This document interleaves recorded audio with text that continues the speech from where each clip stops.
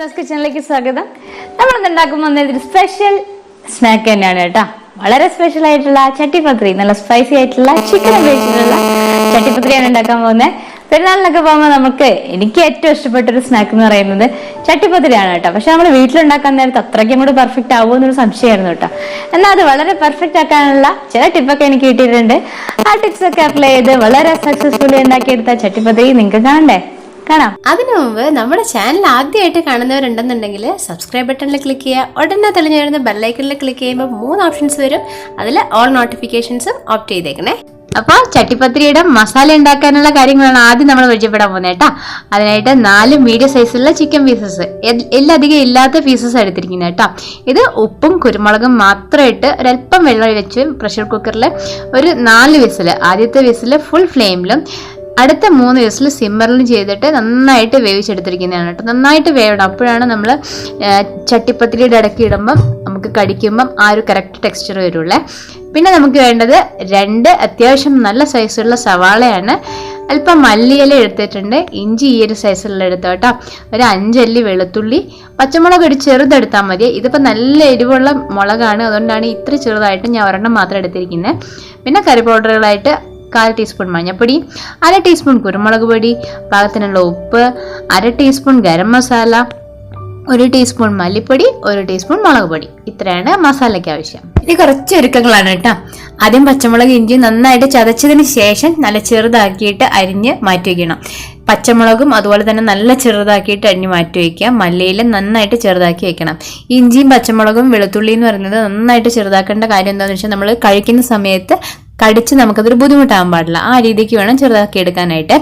അത് കഴിഞ്ഞ് സവാളയും കൂടെ നല്ല ചെറുതാക്കി ഇതുപോലെ നമ്മൾ സാലഡിനൊക്കെ അരിയുന്ന പോലെ നല്ല ചെറുതാക്കി അരിഞ്ഞ് മാറ്റി വെച്ചേക്കാം. അടുത്തത് ചിക്കൻ ഒന്ന് റെഡിയാക്കി എടുക്കണം അല്ലേ. ചിക്കൻ ഇതിപ്പോൾ നമ്മൾ നേരത്തെ പറഞ്ഞ പോലെ ഉപ്പും കുരുമുളകും മാത്രം എടുത്തിട്ട് ഒരല്പം വെള്ളം കൂടെ ഒഴിച്ച് 4 വിസിൽ കുക്കറിൽ വേവിച്ചെടുത്താണ്.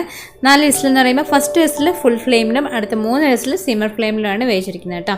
അങ്ങനെ ചെയ്യുന്നത് എന്താണെന്ന് വെച്ചാൽ ചിക്കൻ നന്നായിട്ട് വെന്താൽ മാത്രമേ നമ്മൾ ആ ഒരു കറക്റ്റ് ടെക്സ്ചറിൽ കിട്ടുള്ളൂ. നമുക്ക് കടിക്കാൻ അല്ലെങ്കിൽ കടിക്കാൻ കറക്റ്റ് ടേസ്റ്റ് ആയിട്ടുള്ള ഒരു ടെക്സ്ചറിൽ നമുക്ക് ചട്ടിപ്പത്തിരിക്കകത്തേക്കിട്ട് കിട്ടുള്ളൂ കേട്ടോ. അപ്പോൾ അങ്ങനെ വേവിച്ചെടുത്ത ഈ ചിക്കൻ നമ്മൾ കൈകൊണ്ട് ചെറുതായിട്ടൊന്ന് പ്രസ് ചെയ്ത് കൊടുക്കുമ്പോൾ തന്നെ ഇതുപോലെ വേറിട്ട് വരും കേട്ടോ.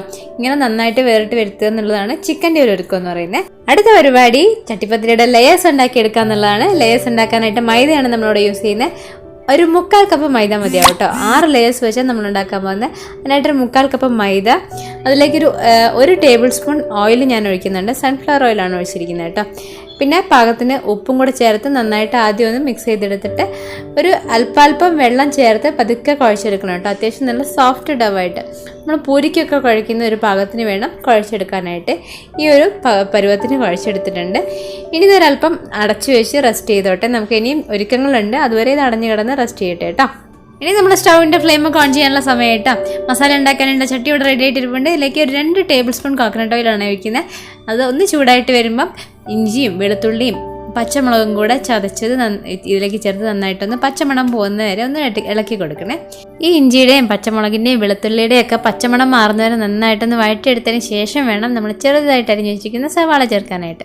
സവാള ചേർത്തതിന് ശേഷം നന്നായിട്ടൊന്ന് ഒന്ന് ട്രാൻസ്പെറൻ്റ് ആക്കിയിട്ടിടണം. അത്രേ ഉള്ളൂ. ഒരുപാടൊന്നും വേണ്ട, ഒന്ന് ട്രാൻസ്പെറൻ്റ് ആവണം. ഈ ഒരു പരുവത്തിന് എത്തി കഴിയുമ്പോൾ നമുക്ക് പൊടികളെല്ലാം ചേർക്കാം. എല്ലാ പൊടികളും ചേർത്ത് ഒന്നുകൂടെ ചെറിയ തീയിൽ സവാളയുടെ കൂടെ എല്ലാ പൊടികളും ഒന്ന് പിടിപ്പിച്ചെടുത്ത് പച്ചമണം മാറുന്നവരെ വെയിറ്റ് ചെയ്യണേ. അതിനുശേഷം നമ്മൾ ചിക്കൻ ചിക്കി വെച്ചിരിക്കുന്നത്, കൈകൊണ്ട് പിച്ചി വെച്ചിരിക്കുന്നില്ല, അതും കൂടെ ചേർത്ത് നന്നായിട്ടൊന്ന് വഴറ്റിയെടുക്കുക. നമ്മുടെ മസാലയിലെ സവാളയിലുള്ള എല്ലാ മസാലയും ചിക്കനിലും കൂടെ നന്നായിട്ടൊന്ന് പിടിച്ചോട്ടെ. അതുവരെ നന്നായിട്ടൊന്ന് ഇളക്കി യോജിപ്പിച്ചതിന് ശേഷം മല്ലിയില ഇലകൾ മാത്രം എടുത്ത് വെച്ചിരിക്കുന്നതും കൂടെ ചേർത്ത് ഒന്നുകൂടെ നന്നായിട്ടൊന്ന് മിക്സ് ചെയ്യുക. നന്നായിട്ട് മിക്സ് ചെയ്തതിന് ശേഷം അടച്ചങ്ങ് വെച്ചോ. മസാല റെഡിയായി. ഇനി അടുത്ത പരിപാടിയിലേക്ക് കിടക്കാം. അടുത്തതായിട്ട് നമ്മൾ ചെയ്യാൻ പോകുന്നത് ഈ ലെയർ ഉണ്ടാക്കാനുള്ള മൈദ നമ്മൾ പരത്തിയെടുക്കും. അത് പരത്തിയെടുക്കുന്നതിന് മുമ്പ് ഒരു മിക്സ് ഉണ്ടാക്കി വെക്കാനുണ്ട്.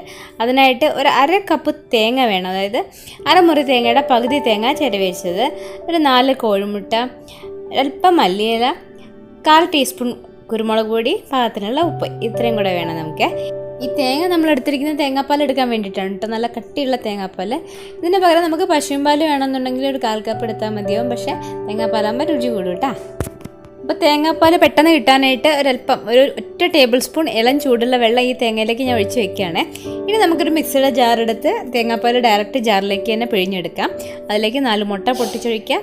ഉപ്പും കുരുമുളകും കൂടി ഇട്ട് ജസ്റ്റ് ഒന്ന് കറക്കിയെടുക്കണം. ഈ മിക്സിലേക്ക് മല്ലിയിലയും കൂടെ ഒന്ന് ചെറുതാക്കി മുറിച്ചിട്ടതിന് ശേഷം നന്നായിട്ട് ചേർത്ത് ഇളക്കി മാറ്റി വെച്ചേക്കാം. ഇനി നമുക്ക് ലെയർ ഉണ്ടാക്കി തുടങ്ങാം കേട്ടോ. അതിനായിട്ട് നമ്മൾ നേരത്തെ കുഴച്ച് വെച്ചിരുന്ന മാവ് എടുക്കുകയാണ് കേട്ടോ. ഇതിന് നമ്മൾ ഈക്വലായിട്ടൊന്ന് ഡിവൈഡ് ചെയ്യാം. 6 പീസസ് ഉണ്ട് കേട്ടോ. 6 ബോളുകൾ നമ്മൾ ഉണ്ടാക്കി വെച്ചിട്ടുണ്ട്. 1/4 കപ്പ് മൈദമാവിനാണ് ഇതിൻ്റെ. ഇനി നമുക്ക് എന്ത് ചെയ്യണമെന്ന് വെച്ചാൽ നമ്മൾ നല്ല നൈസായിട്ട് വേണം ഇതിൻ്റെ ലെയേഴ്സിന് സെപ്പറേറ്റ് ചെയ്യാനുള്ള ഈ മൈദ ഷീറ്റ് നമ്മൾ ഉണ്ടാക്കിയെടുക്കാനായിട്ട്. വളരെ എത്ര നൈസായിട്ടിരിക്കുന്നോ അതുപോലെ ഇരിക്കും നമ്മളെ ചട്ടിപ്പത്തിരിയുടെ ആ ഒരു ടേസ്റ്റ് എന്ന് പറയുന്നത്. അങ്ങനെ നൈസായിട്ട് ലെയർ എങ്ങനെ ഉണ്ടാക്കിയെടുക്കാം, മൈദയുടെ ഷീറ്റ് എങ്ങനെ ഉണ്ടാക്കിയെടുക്കാം നമുക്ക് നോക്കാം കേട്ടോ. ആദ്യം നമുക്ക് 2 ബോൾസ് എടുത്തിട്ട് പൂരിയുടെ കട്ടിക്കും വലുപ്പത്തിനും എന്നുള്ള പാകത്തിന് 2 പരത്തി വയ്ക്കാം. അത്യാവശ്യം നല്ല കട്ടി വേണം, അധികം വലിപ്പം വേണ്ട. ഈ 2 പീസ് വട്ടത്തിന് നമ്മൾ ഉണ്ടാക്കി വെച്ചിട്ടുണ്ട്. ഇനി ആദ്യത്തെ പൂരി എടുക്കുക. അതിൻ്റെ മുകളിൽ ഒരല്പം നന്നായിട്ട് തന്നെ വെളിച്ചെണ്ണ തടവുക. ഇതുപോലെ ബ്രഷ് ചെയ്താലും മതി.